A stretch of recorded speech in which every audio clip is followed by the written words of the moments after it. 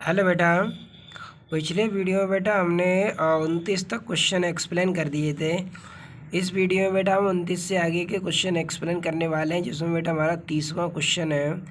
निम्नांकित चित्र में ए सेंटीमीटर भुजा वाले वर्ग के चारों कोनों पर 4 आवेश रखे गए हैं। तो बेटा चित्रानुसार जैसे ए पे -2 क्यू रखा है, बी पे +q रखा है, सी पे -q रखा है, डी पे +2q रखा है। वर्ग के केंद्र ऊपर वैद्युत क्षेत्र का परिमाण व दिशा ज्ञात कीजिए। तो केंद्र ऊपर हमें परिमाण और क्या निकालनी है बेटा, दिशा निकालनी है। तो बेटा परिमाण और दिशा निकालने के लिए सबसे पहले यहाँ पर स्थितियाँ क्या बनाएंगी, पहले वो आपको चित्र में समझा दूँ मैं। तो बेटा फॉर्मूला तो बिंदु आवेश के कारण तीव्रता का लगेगा, और वो होता है 1/4πε0 Q/r²। ठीक बेटा, क्या होता है 1/4πε0 Q/r²। ये तीव्रता का सूत्र होता है, ये सूत्र यूज होना है इसमें। तो बेटा ओ पे ही तो परिणामी तीव्रता पूछ रखी है उसने। तो सबसे पहले क्या करेंगे, ए के कारण ओ पर तीव्रता, फिर सी के कारण ओ पर तीव्रता, दो तीव्रताएं हो गई, इन दोनों की परिणामी तीव्रता निकाल लेंगे, वो भी दिशा देखकर। ऐसे ही इसके कारण इस पर तीव्रता, इसके कारण इस पर तीव्रता, इन दोनों का परिणामी निकाल लेंगे। फिर इसकी जो परिणामी निकल के आई थी और इसकी जो परिणामी निकल के आई थी, उस परिणामी का परिणामी निकालेंगे। तो ये 90 अंश पर होगा। 90 अंश पर होने के कारण कौन सी प्रमेय लगा सकते हैं, पाइथागोरस प्रमेय। तो पहले इन दोनों की परिणामी निकालते हैं। तो देखो बेटा ये है। अब यहाँ पर देखो बेटा, यहाँ पर ये -2q है, यहाँ पर -q है। तो बिंदु ओ पर तीव्रता निकालनी है, तो यहाँ धनावेश मानेंगे और इकाई धनावेश मानेंगे। अब देखते हैं बेटा इसका डायरेक्शन क्या होगा। ये माइनस है, ये प्लस है। प्लस और माइनस में क्या होता है, आकर्षण होता है। क्या होता है बेटा, आकर्षण होता है। तो ये इसकी डायरेक्शन ये हो जाएगी, यानी ये पॉजिटिव चार्ज इधर आकर्षित हो जाएगा, प्लस और ये माइनस ये भी है तो ये भी आकर्षित हो जाएगा। तो इसकी डायरेक्शन इधर हो गई, इसकी डायरेक्शन इधर हो गई। तो परिणामी तीव्रता क्या हो गई, 180 पे ही तो हो गई। और 180 अंश पर परिणामी तीव्रता निकालते हैं अंतर लेके, E बराबर E1 अंतर E2। ठीक है। और 0 अंश पर क्या कर देते हैं, जोड़ देते हैं। 0 अंश पर क्या करते हैं, जोड़ देते हैं। और 90 अंश होता है तो पाइथागोरस प्रमेय। 90 अंश बनता है तो फॉर्मूला ये लगाते हैं, E1² + E2²। और 0 अंश होता है तो 0 अंश पे दोनों को जोड़ देते हैं, E1 + E2। तो ये तब होता है जब थीटा 0 होता है, ये तब होता है जब थीटा 90 होता है, और ये तब होता है जब थीटा कितना हो, 180। जैसे इसकी दिशा इधर हो गई, इसकी दिशा इधर होगी, तो कोण कितना बन गया यहाँ पे, 180 का। यहाँ से यहाँ तक 180 अंश का कोण बनेगा। ठीक है। तो इसकी पहले परिणामी तीव्रता तो यहाँ पे हमने लिखा है बेटा चित्र से, और उसके बावजूद हमें ये दूरियाँ नहीं मालूम है, ये बीच की दूरी। तो वर्ग का विकर्ण √2a होता है, वर्ग का विकर्ण भुजा √2 होता है। तो AC और DB √2a होंगे, AC और DB दोनों ही a √2 होंगे, AO BO। तो AO BO CO DO आदि हो जाएगी, विकर्ण की आदि, केंद्र से विकर्ण की आदि तो हो जाएगी √2a/2। तो √2 से 2 क्या बार कट जाएगा, a/√2। तो भुजा ये दूरियाँ कितनी निकल के आ गई, तो ये दूरी निकल के आई बेटा a√2। ये भी दूरी कितनी हो गई, a√2। ये भी हो गई a√2, और ये भी हो गई a√2। ठीक है बेटा। तो AO निकल आया, a/√2, सब दूरियाँ a/√2 आ गई। अब निकाल लेंगे। तो बिंदु A व C के कारण बिंदु O पर परिणामी तीव्रता, A और C। तो A और C के कारण परिणामी तीव्रता। तो परिणामी तीव्रता दिशा देखो बेटा अपोजिट ही तो है, तो घटा देंगे, E बराबर E1 - E2। अब E1 इसके कारण फॉर्मूला वो लगेगा 1/4πε0 Q/r²। तो 1/4πε0, आवेश यहाँ कितना है 2q, तो 2q/r²। और -1/4πε0 Q/, यहाँ आवेश कितना है, केवल Q है। Q upon R square. Minus चिन्ह साथ नहीं लेंगे क्योंकि माइनस चिन्ह से ही तो दिशा देखी थी। अब यहाँ पर ये आर कितना है बेटा, ए अपॉन रूट टू है। इधर से भी दूरी कितनी थी, ए अपॉन रूट टू, तो ए अपॉन रूट टू रख देंगे, यहाँ पर भी ए अपॉन रूट टू रख देंगे। तो पहली चौथी करेंगे तो इसका वर्ग हो जाएगा, रूट हट जाएगा, रूट हट जाएगा, ऊपर 2 आ जाएगा। ऐसे यहाँ पर इसका वर्ग करेंगे, ए स्क्वायर रूट हट जाएगा, ऊपर 2 पहुँच जाएगा। अब यहाँ तो 2 पहले से ही था, तो 2 दूनी 4 और यहाँ पर 2q, तो 4q में से 2q घटाएंगे तो 2q अपॉन ए स्क्वायर बचेगा। 4q में से 2q घटा देंगे तो कितना बचेगा, 2q अपॉन ए स्क्वायर। ऐसी प्रकार बिंदु बी व डी के कारण बिंदु ओ पर परिणामी तीव्रता निकालनी है। ये बिंदु बी और बिंदु डी, तो इसकी भी दिशा देखते हैं। ये प्लस है, ये प्लस है, तो ये प्लस इस प्लस को क्या कर देगा, प्रतिकर्षित कर देगा, यानी ये इसे इधर भगाएगा, प्रतिकर्षित कर देगा। ये प्लस इस प्लस 1 को प्रतिकर्षित करेगा तो ये इधर गति करेगा। ये प्लस 2q इस प्लस को प्रतिकर्षित, तो ये भी इधर गति करेगा। इसका मतलब है इन दोनों के कारण भी दिशा विपरीत हो गई। देखो इसकी डायरेक्शन इधर है और इसकी डायरेक्शन इधर है, तो इसके कारण परिणामी तीव्रता भी वैसे ही निकलेंगे, लेकिन दूरियां भी ए अपॉन रूट टू, ए अपॉन रूट, दूरियां भी समान है। तो देखो बेटा, बिंदु बी व डी के कारण बिंदु ओ पर परिणामी तीव्रता ई डबल डैश बराबर E1 माइनस E2, तो E1 upon 4 pi epsilon naught. यहाँ पर आवेश कितना है बेटा, 2q, दूरी कितनी है, ए अपॉन रूट टू, तो 2q upon R square 1 upon 4 pi epsilon naught. यहाँ पर q है तो q अपॉन आर स्क्वायर, तो इसमें से इसे घटा दे तो 2q में से 1q घटा दे तो q बट्टे आर स्क्वायर बचेगा। आर कितना था बेटा, ए अपॉन रूट टू, तो ए अपॉन रूट टू है, तो वर्ग करेंगे तो ए का तो ए स्क्वायर हो जाएगा, वर्ग से रूट इसका हट जाएगा, 2 को ऊपर पहुंचा दें तो 1 upon 4 pi epsilon 2q upon ए स्क्वायर। तो ई डैश और ई डबल डैश के मान निकल आए। अब बेटा हम यहाँ पे परिणामी तीव्रता निकाल सकते हैं। परिणामी तीव्रता में हमें कितने अंश पे मिलेगी, 90 अंश के कोण पर, क्योंकि ये वाली रेखा और ये वाली रेखा दोनों कितने अंश के कोण पर है, 90 अंश के।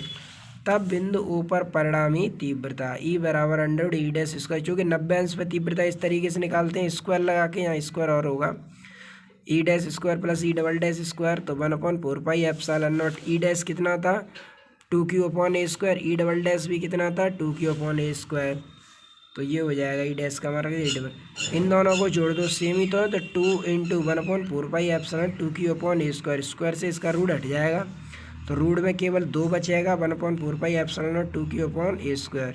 रूट 2 को यहाँ लिख दो, तो 1 upon 4 pi epsilon naught 2 root 2 q upon ए स्क्वायर। दिशा डी ई के समांतर होगी। दिशा किसके समांतर होगी बेटा, डी ई के समांतर होगी। तो बेटा इस तरीके से हमारा ये 30वां क्वेश्चन कंप्लीट हो गया। अगला है बेटा 31 क्वेश्चन। 31वां क्वेश्चन है, दो समान आवेशों q तथा q को जोड़ने वाली रेखा के मध्य बिंदु पर एक आवेश कैपिटल Q रख दिया जाता है। Q का मान ज्ञात कीजिए यदि तीनों आवेश का निकाय संतुलन में हो।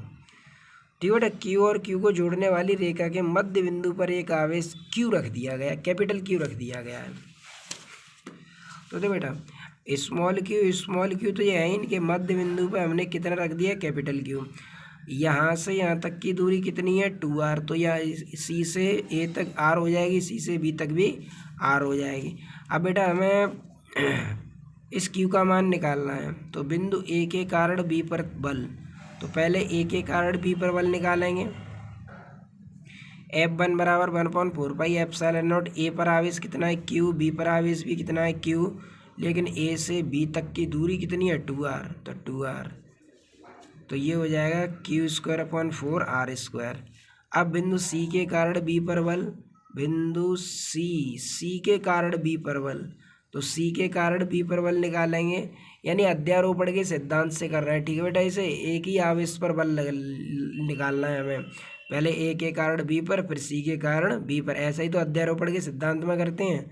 तो पहले हमने A के कारण B पर बल निकाला, ये हो गया Q²/4 R। अब C के कारण B पर बल, दूरी कितनी है R, आवेश कितना है Q, और इधर आवेश कितना है स्मॉल q।